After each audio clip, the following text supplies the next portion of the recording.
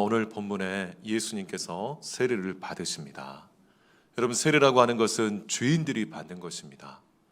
예수님이 죄인들이 세례를 받는 그 줄에 서셔서 자기 순서를 기다리셨고, 자기 순서가 되자 정말 죄인으로서 세례받기를 구할 때 세례관이 깜짝 놀라고, 예수님은 성령으로 세례를 주시는 분인데 어떻게 저한테 물로 세례를 받으실 수 있습니까? 라고 그렇게 질문을 합니다. 그러자 예수님이 뭐라고 말씀합니까? 하나님의 의를 이루는 것이 합당하다, 받아들여라, 세례를 베풀어라 라고 명하시자 세례요한이 세례를 베풉니다. 여러분, 여기 세례를 받자 어떤 일이 일어납니까? 세 가지 현상이 일어납니다. 하나는 뭡니까? 하늘이 갈라져요. 완전히 새로운 시대가 시작되었다라고 하는 겁니다. 오늘도 마찬가지입니다. 우리가 예수를 믿고 구원받아 하나님의 자녀가 된 것을 세례를 통해 확인을 받을 때, 정말 목사인 제가 물세례를 주고 하나님께서 성령 세례를 부어주실 때 우리 인생은 기원 전과 기원 후로 나뉘듯이 완전히 다른 차원의 세대가 열리는 것을 믿으시기를 주님의 이름으로 축원합니다. 그것이 바로 하늘이 갈라지는 것이, 예수님이 십자가에 정말 죽임당하시며 정말 이 세상에서 운명하실 때 성소의 장이 완전히 찢어지면서 완전히 새로운 구원의 시대, 은혜의 시대가 열렸던 것을 보여주는 것처럼, 그렇게 예수님이 세례를 받으실 때 하늘이 갈라지게 되었다. 그리고 무엇이 내려왔습니까? 우리 친구들 오늘 아마 복습교회 때 물어보실 텐데 무엇이 내려올까요? 비둘기가 내려왔어요. 성령이 비둘기처럼 내려왔습니다. 여러분, 창세기 8장 11절에 보면 노아의 홍수 심판이 끝나고 비둘기를 날려보냅니다. 비둘기가 의미하는 바가 뭘까요? 새로운 화평의 시대. 이제 모든 분열과 다툼과 싸움은 멈추고 하나님이 베풀어 주시는 이 은혜의 복음을 통해 우리가 원수조차도 사랑하며 서로 용서하고 용납하는 진정한 화해의 시대가 열렸다는 것을 우리에게 보여주고 있는 것입니다. 그리고 하늘로부터 소리가 납니다. 이는 내 사랑하는 아들이요 내 기뻐하는 자다. 내 사랑하는 아들이요. 시편 2편 7절 말씀을 인용합니다. 이 시편 2편 7절 말씀은 다윗의 왕가의 후손들이 왕으로 즉위할 때 바로 모든 백성들이 보는 앞에서 바로 왕관을 씌우고 선포한 말씀이 바로 이 시편 2편 7절 말씀입니다. 예수님이야말로 만왕의 왕이시고 만군의 주라고 하는 것을 선포하는 거예요. 그리고 이어서 이는 내 사랑하는 아들이요 내 기뻐하는 자다. 바로 이사야 42장 1절 말씀을 봉독합니다. 하나님께서 당신의 기뻐하는 자들에게 성령을 보내시고 그들로 하여금 하나님의 뜻을 이루기 위해 바로 고난받는 종으로서 섬기고 수고하고 희생하게끔 만들어 가시는 고난받는 종의 노래에 이사야 42장 1편 말씀을 인용하고 있습니다. 이걸 뭘 통해 알 수 있습니까?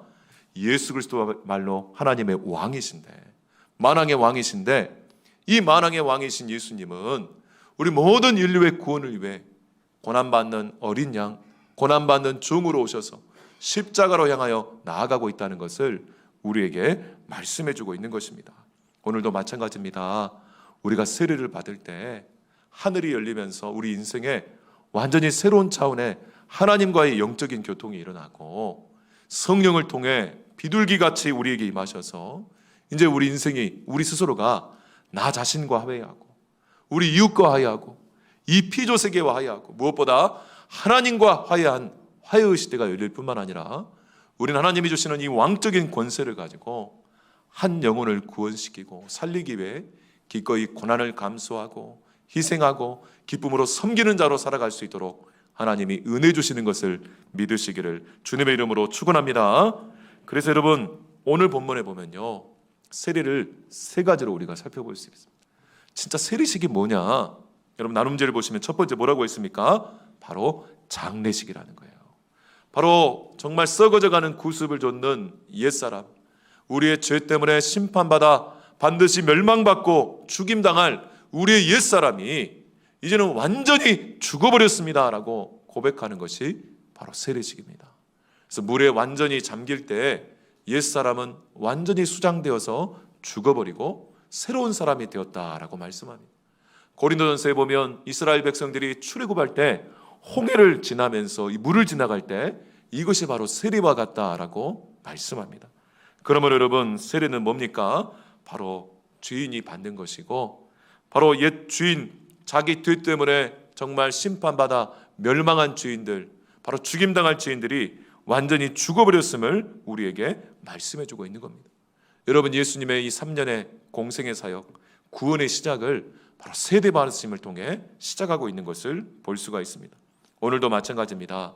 우리의 모든 구원의 역사는 바로 내가 주인임을 고백하고 바로 하나님 앞에 세례를 통해 내 옛사람이 완전히 죽어버렸다는 것을 고백하는 사망 선고이고 장례식이라는 것을 기억하시기를 주님의 이름으로 축원합니다.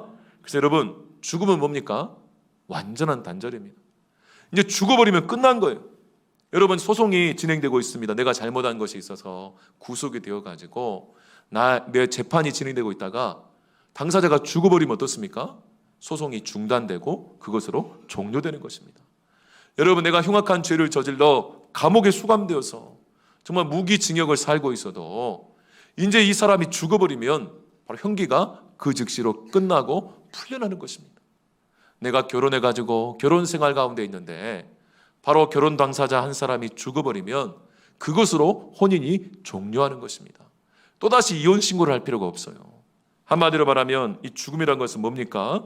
죽음 그 자체로 이전의 법적이고 인간적인 모든 관계가 다 끝나버렸다라고 하는 것을 우리에게 말씀해주고 있습니다.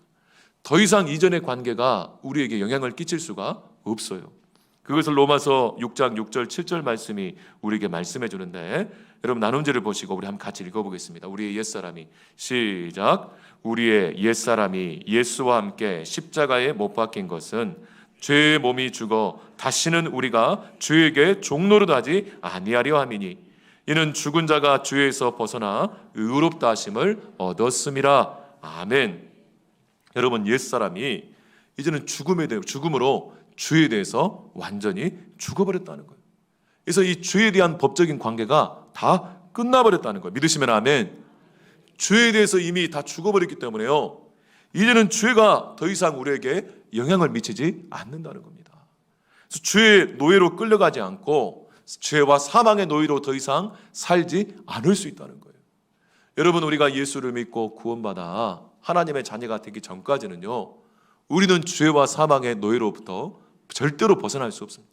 이 죄와 사망의 사슬로부터 절대로 벗어날 수 없어요.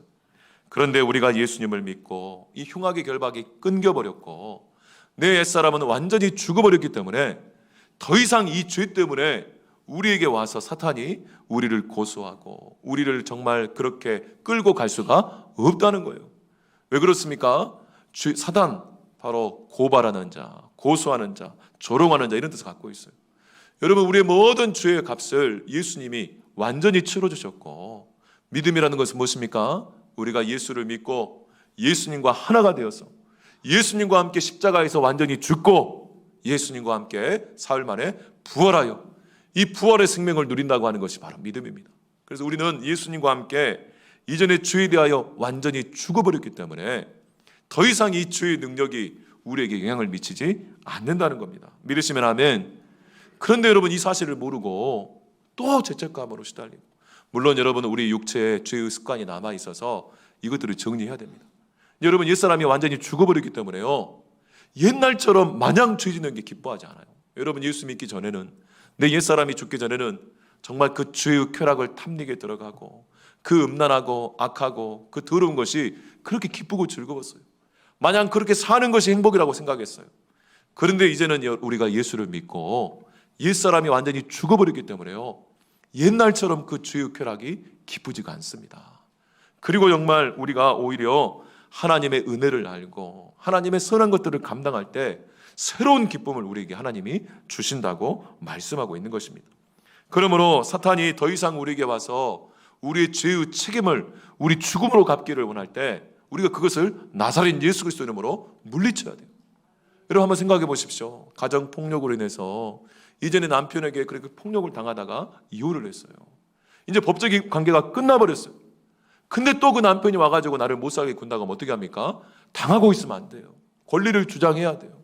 정말 접근 금지 명령을 하고 이제 나에게 있는 권리를 주장해야 돼요. 오늘도 마찬가지입니다. 우리는 죄에 대해서 완전히 죽어버렸기 때문에 이제 이 죄의 정말 그 죄책감과 죄의 정말 그 쾌락과 죄의 습관이 우리를 찾아올 때 나사렛 예수 그리스도 이름으로 물리칠 수 있는 능력이 주어짐을 믿으시기를 주님의 이름으로 축원합니다. 얼마든지 물리칠 수 있어요. 사탄이 우리를 속일 뿐입니다. 그러므로 더 이상 이제는 우리의 죄의 책임을 예수님이 다 갚아주시기 때문에 우리가 이 죄의 형벌로부터 완전히 자유하게 되었습니다. 믿으시면 아멘. 이게 바로 칭의라고 합니다. 그렇지만 여전히 우리 육체에 죄의 습관이 남아있어요. 이 죄의 영향력이 남아있어요. 그래서 우리가 이 성령 세례를 통해 성령의 죄를 이기게 하시는 능력을 통해 이제 죄의 습관만 처리하면 되는 거예요. 우리가 완전히 죄로부터 자유케 되는 바로 하나님의 집에 이르게 될 때 우리가 진정한 기쁨과 은혜를 누리게 될 줄 믿으시기를 주님의 이름으로 축원합니다. 두 번째, 죄는 우리 세례식은 뭡니까? 결혼식이라는 거예요. 결혼식. 여러분 마태복음 3장 15절에 보면 모든 의를 이루는 것이 합당하니라 라고 말씀합니다. 여러분 믿음은요 예수님과 하나가 되어서 죄에 대해 함께 죽고 정말 의에 대해 함께 사는 것을 말해요. 예수님과 하나가 되었다. 예수님과 연합하게 되었다.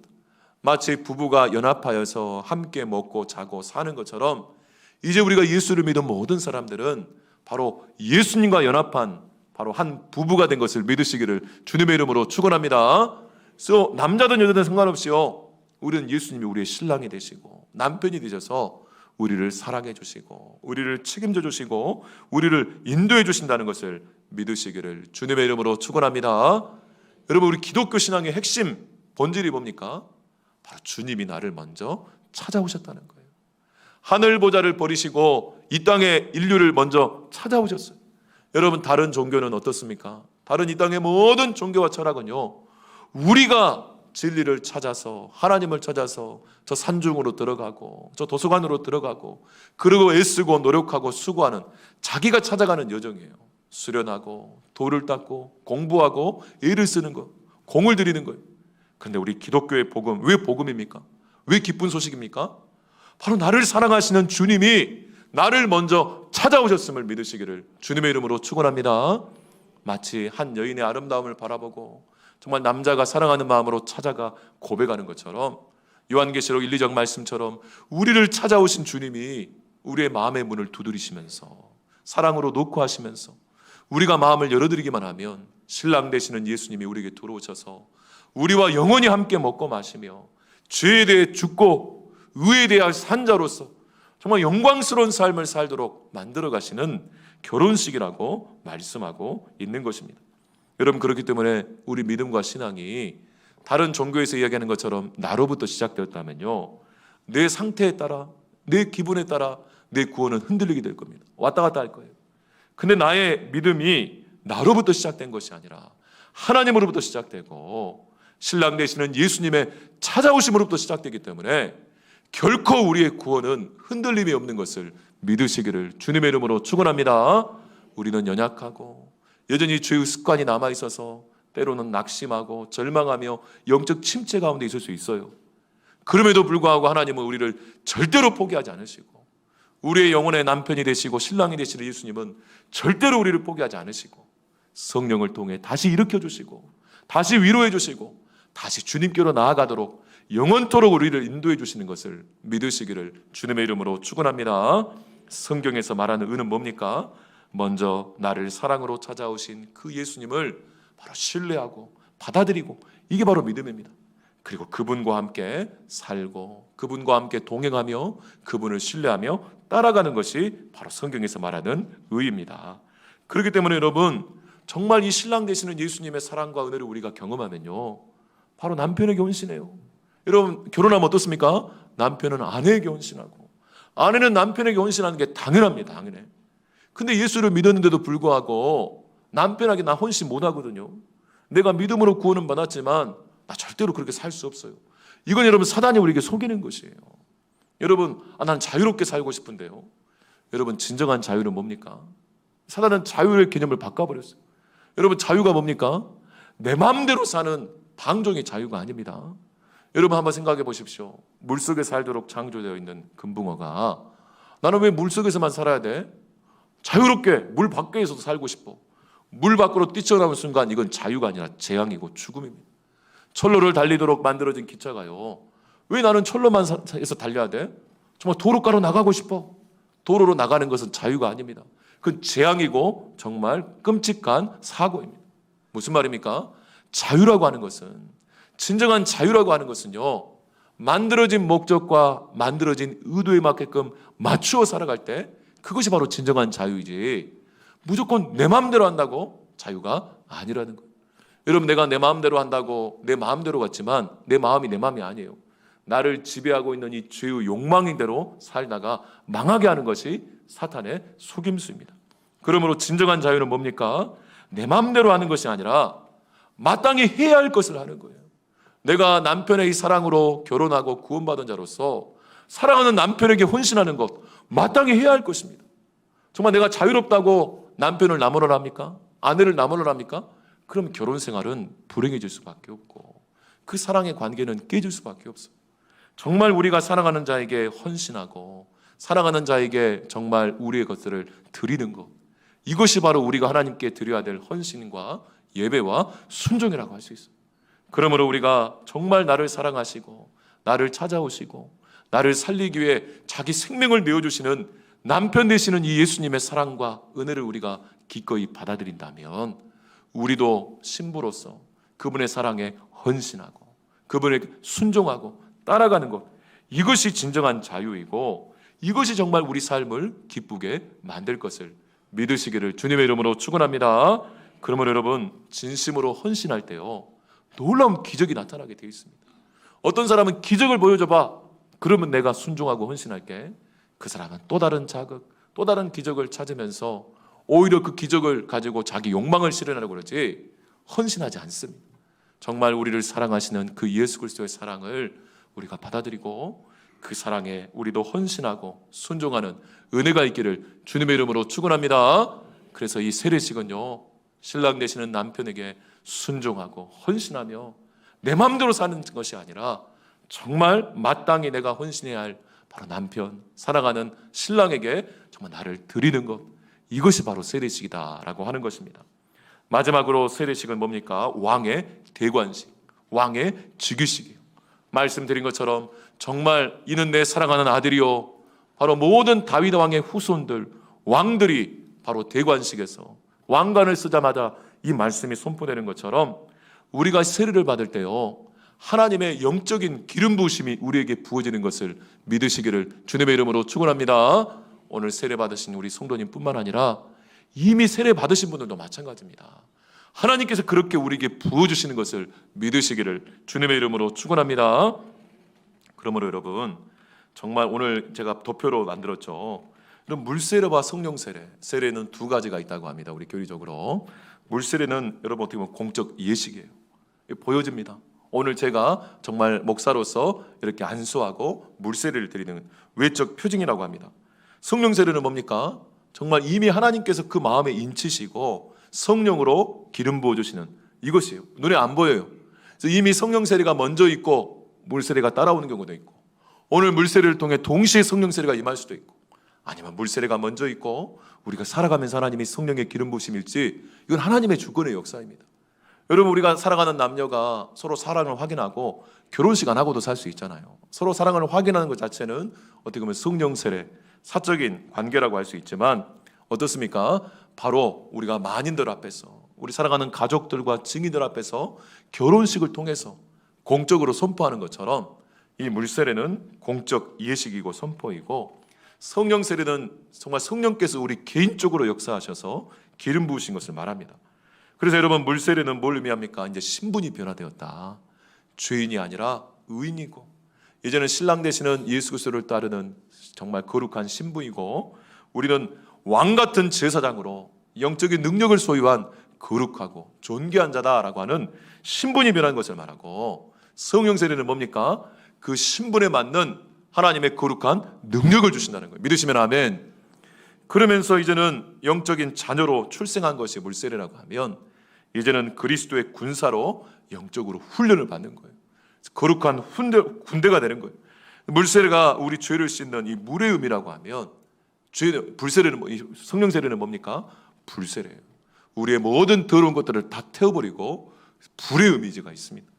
그래서 이 물세례는 뭡니까? 거룩, 바로 더러운 것들을 제거해버리고 물로 제거해버리고 우리가 살 수 있는 생명을 공급하는 생명수가 이 물세례를 의미하는 것이라면 불세례, 생명세례는 뭡니까? 성령세례는 뭡니까?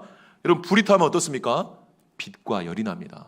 빛을 통해 정말 어두움을 물리치고 우리의 더러운 것들을 드러내요.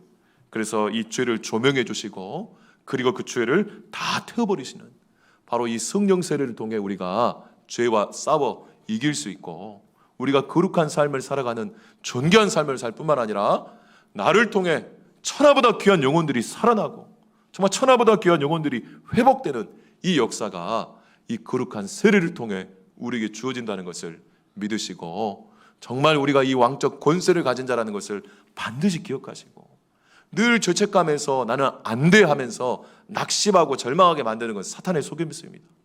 우리의 공로로 인하여 구원받은 게 아니라 오직 예수 그리스도께서 다 이루어주신 그 십자가의 공로로 우리가 구원을 받고 이 왕같은 제사장으로의 능력이 주어졌음을 믿으시고 오늘도 수많은 우리에게 주어진 가족과 자녀들과 우리 이웃들을 살리시는 축복의 통로가 되시기를 주님의 이름으로 축원합니다.